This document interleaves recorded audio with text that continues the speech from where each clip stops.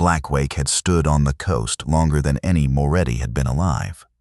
Silas Moretti controlled nearly everything that entered his harbor. The lighthouse was about to show him what he did not. The storm had been building since midday. Maeve Hart had watched it come in the way she watched everything, steadily, without drama, taking note of the specific qualities that mattered: wind direction, swell interval, the way the pressure changed in her ears when she climbed to the lamp room to check the mechanism at 7 o'clock. Blackwake Lighthouse stood on a shelf of rock a quarter-mile from the Moretti coast. Maeve had been its keeper for 6 years. She had outlasted 3 storms classified as severe, 2 floods that took out the lower path, 1 generator fire, and 1 visit from a harbor inspector who had found her log-keeping exemplary and her coffee undrinkable. Tonight she performed her checks in order. Fuel level, sufficient. Mechanism operating at standard cycle. 3 seconds of light, 2 seconds of dark. 1 long pulse on every 4th rotation. That was Blackwake's signature. Every ship that sailed Moretti coast knew it. She was noting the fuel gauge when she saw it. A light out past the rain curtain. Not the light of a ship running properly. Not the reflection of Blackwake's beam on the water. A small, irregular pulse, repeating at intervals that did not match the storm, the waves, or any natural pattern she had recorded in 6 years of watching this particular stretch of ocean. She wrote it in the log. Time noted. Source unknown. Character non-standard pulse, repeating. She changed Blackwake's cycle by 1 interval, a single adjustment, a question mark in light, and waited. 2 full rotations of the beam. On the 3rd, the pulse outside responded. The pulse did not merely reappear when the beam crossed it. It waited, then answered on the same bearing 2 rotations later.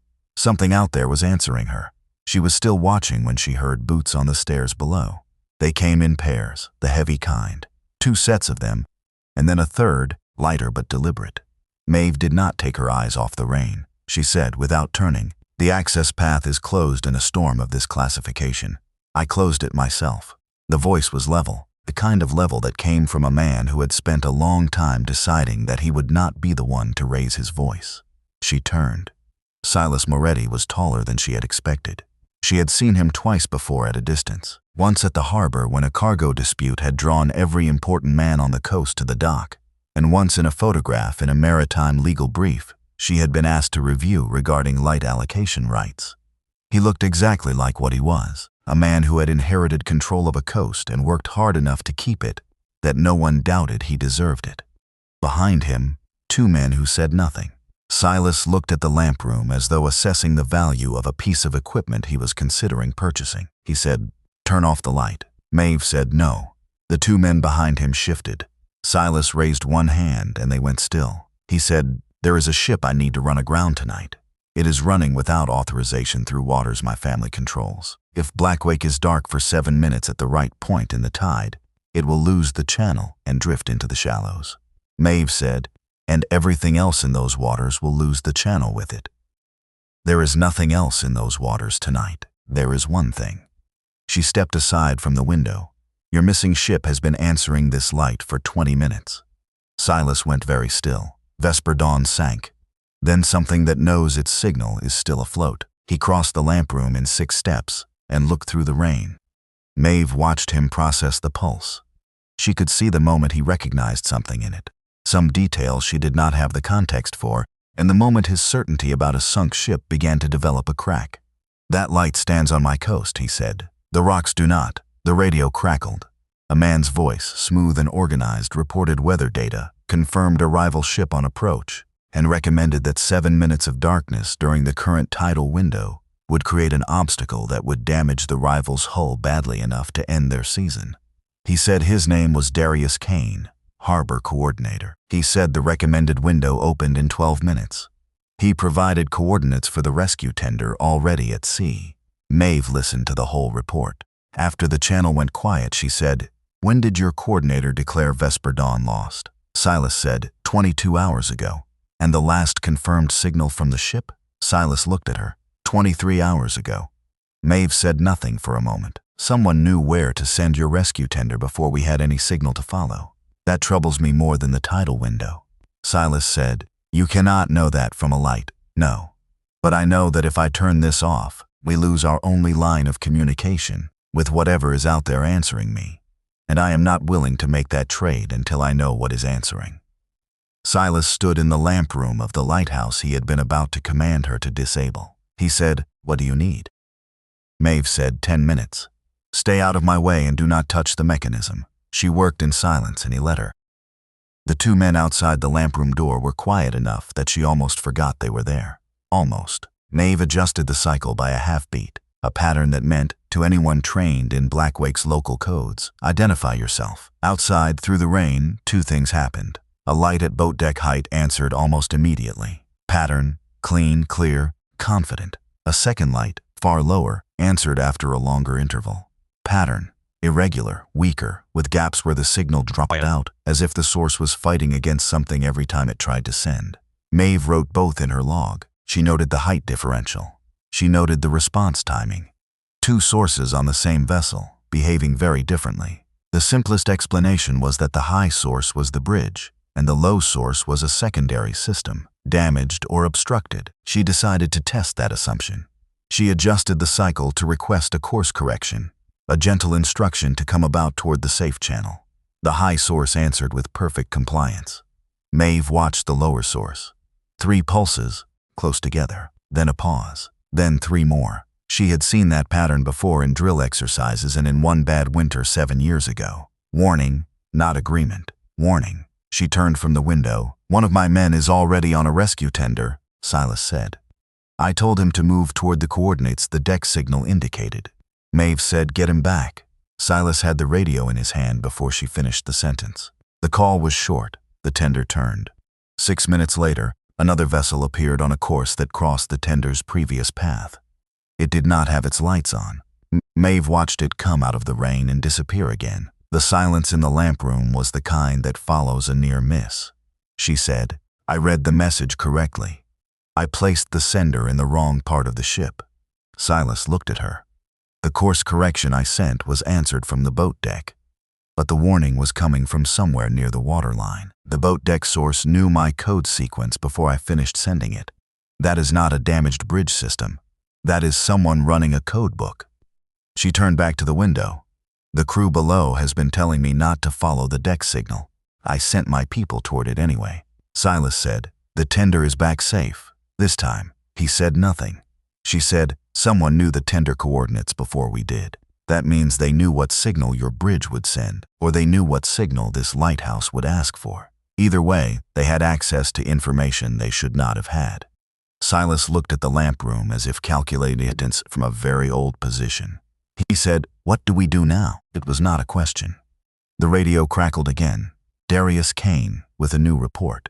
He said he had cross-referenced the signal pattern with known interference frequencies used by the rival family. He said it was consistent with their electronic countermeasure suite. He said there was an access token logged under the harbor pilot's name, Neris Vale, showing an unauthorized route change made 17 minutes before Vesper Dawn went dark. Silas said, "Find her." Maeve said, "A person trying to hide a route change would not use their own login token." Silas said, "People make mistakes when they are afraid. They do. But she would have to be very stupid, and a harbor pilot is not stupid. She also would have had no way to know in advance that the change would be investigated, because the ship was supposed to disappear and never be found. The mechanism above them rotated. 3 seconds of light, 2 of dark, long pulse." Silas looked at Maeve. He said, "I need to see clearly, and the lamp is affecting I need you to hold the rotation crank at this position and keep it from advancing until I tell you otherwise." He looked at the mechanism. "You want me to operate the lighthouse. I want you to hold one handle at one specific position. Think of it as the easiest order anyone has given you tonight." Silas said, "You are ordering me in my own territory." Maeve said, "No, I am keeping you from blinding every ship in it." She handed him the crank. She went to the window. She sent a new signal, adjusted for the position of the lower light source, angled differently than anything she had sent before. Not toward the boat deck, toward the water line on the port side. The lower light answered. 4 quick pulses, a pause, then a series of short groups, slow and effortful, each one costing something. The crew below were transmitting in the old maritime shorthand, abbreviated, compressed, written for people who had almost no power and almost no time. Maeve read and wrote as it came in. She called it back to Silas in plain language. "Crew alive. Locked below decks. 2 armed men on deck, engine disabled, 20 minutes remaining before cargo transfer is complete. He still had his hand on the crank. His face had not changed in the way that faces usually changed when people received bad news. It had gone very controlled. She understood, watching him, that he was not reacting to the cargo. He was reacting to the crew. He said, "Tell me what I can do." The door at the base of the lighthouse opened. Someone came up the stairs fast, moving wrong for Silas's men. Maeve put one hand on the emergency crank lock and the other on the radio handset. The door to the lamp room opened. A woman stood there, soaked through, bleeding from a cut on her forearm, holding a waterproof map case against her chest as though it was the most important thing she owned. She had come through the South Cove on a pilot launch and abandoned it when the engine failed. The men who had been following her had lost the channel when Buoy 7 led them toward the rocks. She looked at Silas. She said, "I did not sell your ship." Her name was Neris Vale. She put the map case on the navigation table and opened it with hands that were shaking from cold rather than fear. Inside, a printed harbor chart with handwritten annotations, a time-stamped log of position assignments, a photo showing a channel buoy floating several hundred meters from where it should have been. She said, "Buoy number 7 was moved. If your rescue vessel had followed the standard channel markers, it would have come out directly into the path of whatever is waiting out there. The route change on my token was made while I was aboard a different vessel. The log timestamp shows it. Someone copied my access credentials and made the entry remotely." Silas looked at the photo of the displaced buoy. He said, "This is not exoneration."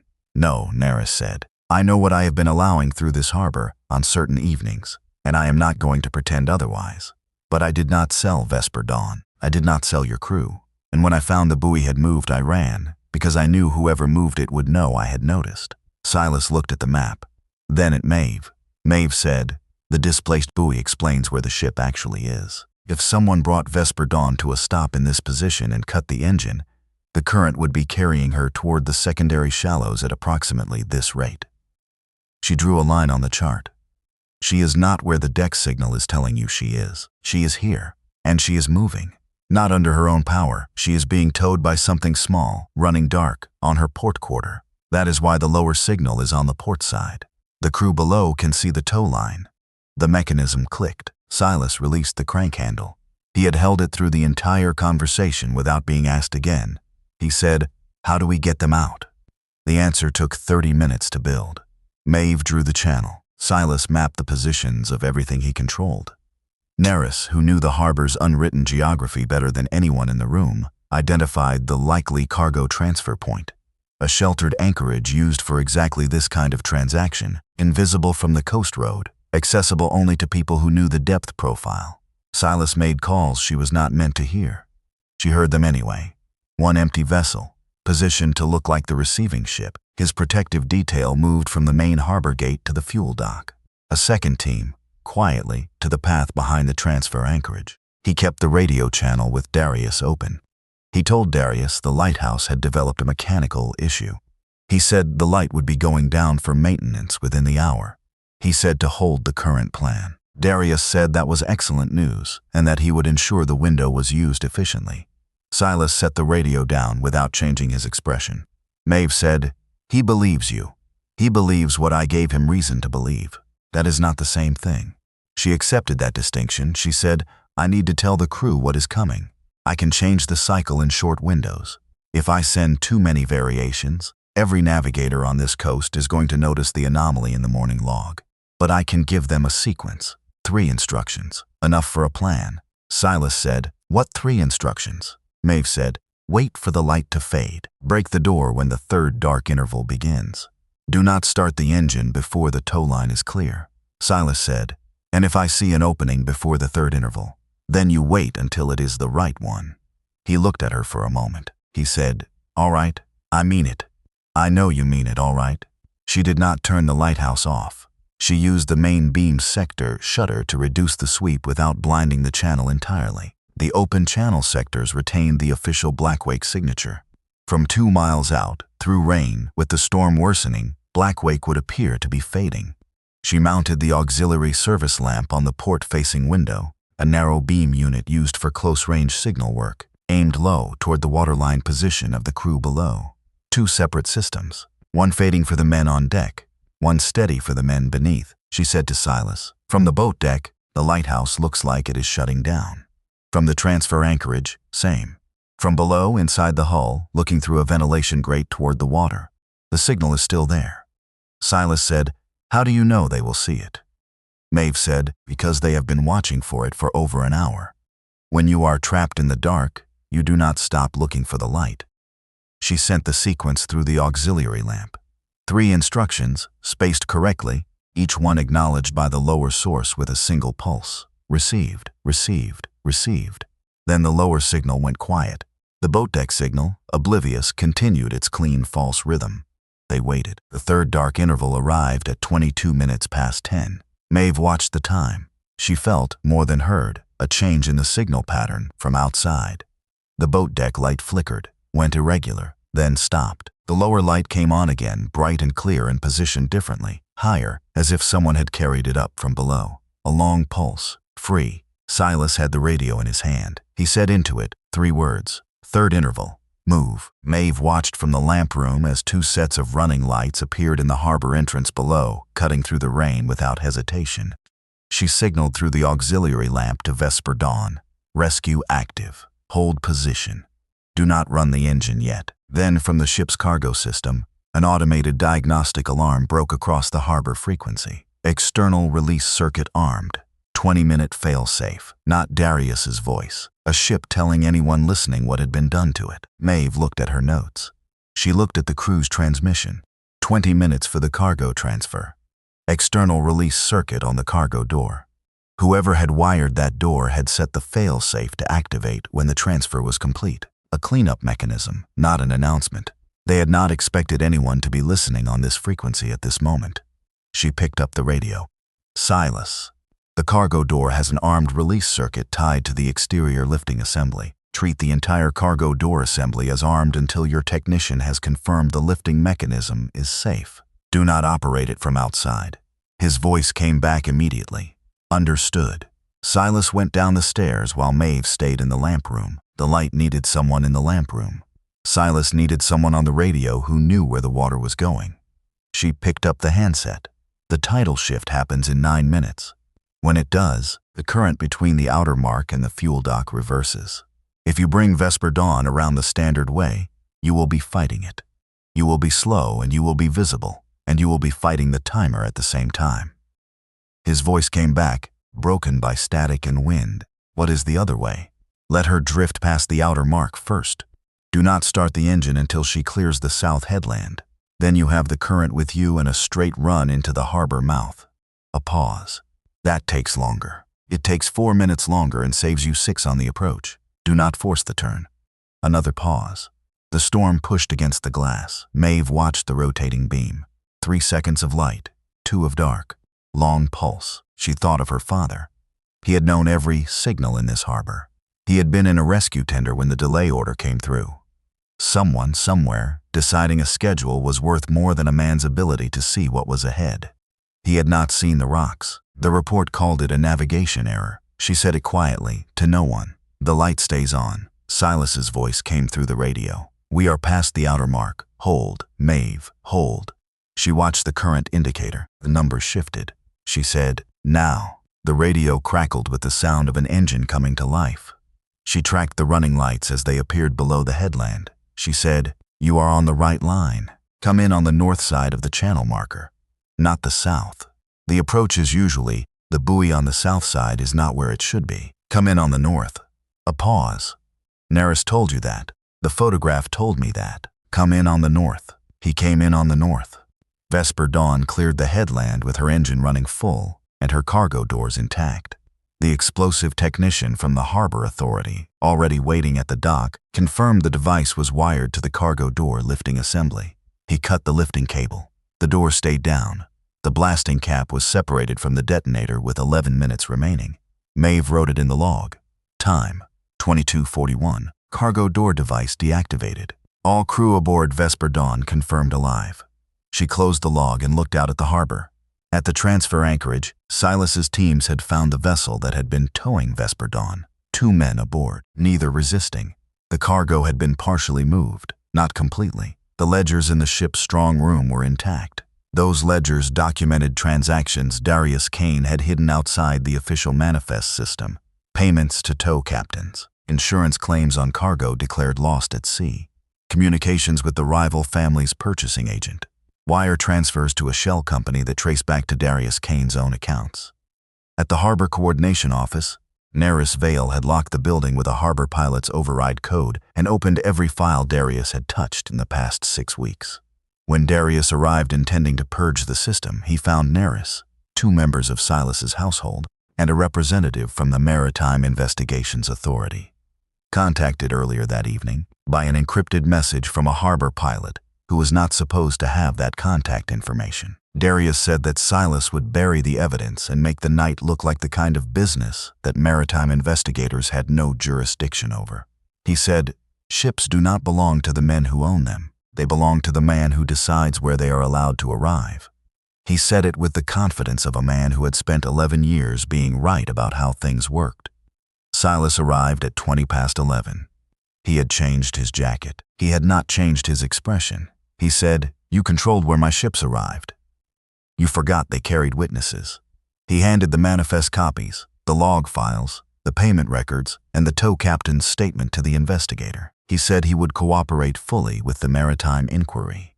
He said his harbor had been compromised at the coordination level, and he accepted responsibility for not discovering it sooner. He said that several employees had been wrongly suspected, and his family would make that right. Darius said nothing after that. He had run out of things to say that anyone in the room was still willing to listen to. Silas came back to Blackwake at midnight. The storm was easing. The beam rotated above. Maeve was writing in the log. He came up the stairs without the 2 men who had come with him before. He stood in the lamp room doorway. He said, "I ordered you to turn off a light that was keeping people alive. I only understood what that meant when one of the ships in danger was mine." Maeve set down her pen. She looked at him. "Then remember it before the next ship belongs to someone you hate." He held that. He said, "You were right to refuse me." She said, "I was right to keep the light on." Those are not always the same thing. He considered that distinction. Then he said, "The crew of Vesper Dawn wants to know the name of the keeper. They can find it in the harbor registry. Captain Elias Ward said to tell you specifically that he owes you a debt." "Captain Elias Ward owes me nothing. He was the one who found a way to answer. I just kept asking." She picked up her pen. "The lower signal is what saved them, not the light." "Exactly. The fact that they never stopped looking for it." Neris Vale was cleared of the charge of selling Vesper Dawn.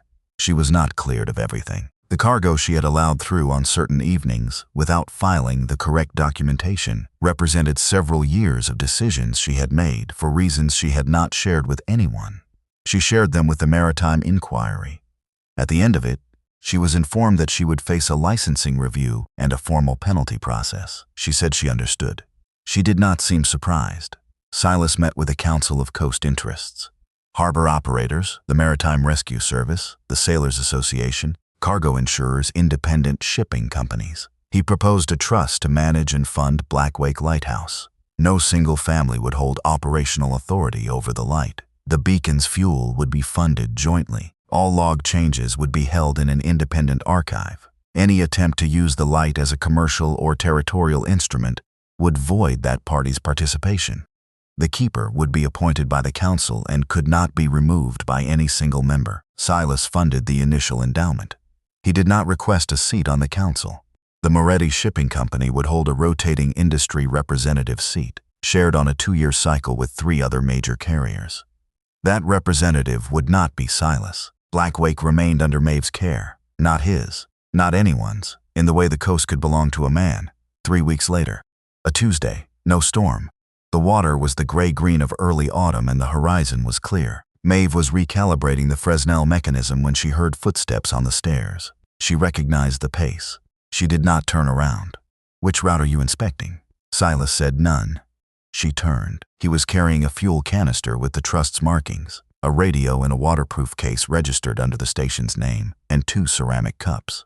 She said, "You did not need to carry those up yourself. I was told not to interfere with lighthouse operations. Fuel and radio equipment fall under supply chain maintenance, not operations. I was not certain of the classification. I preferred to err toward the stairs. She looked at the cups. What is in those? Coffee, unless you prefer not to be given things by men who once ordered you to do something unreasonable, she said. If I refused coffee from every man who had been unreasonable, I would have gone 6 years without it. She took a cup. It was, unexpectedly, very good. Maeve said, "Why are you here?" Silas said, "To ask whether the keeper ever has dinner before midnight." Maeve said, "That depends. Are you planning to order the sun down early?" He said, "I am learning not to give orders to lights." The mechanism rotated above them. 3 seconds. 2. Long pulse. Maeve said, "There is a place in the harbor still open at 10:30. Terrible acoustics. Tables too small. I have eaten there 11 times because it is the only restaurant within walking distance that does not close when the weather gets interesting." Silas said, "It sounds perfect." Maeve set down her coffee. She crossed the lamp room. She kissed him, briefly, with the same certainty she applied to adjustments in the signal cycle. Not impulsive, not calculated, just decided. She stepped back. "I need to finish the calibration. 20 minutes. You are welcome to wait downstairs." He did not ask what she was calibrating. He did not offer to help. He went downstairs, and she went back to the mechanism, and Blackwake kept turning. Vesper Dawn came through on its first cargo run, 2 months after the storm. Captain Elias Ward had requested a routing that would bring him within signal range of Blackwake at dusk. He brought the ship through the outer channel as the sun went down behind the headland.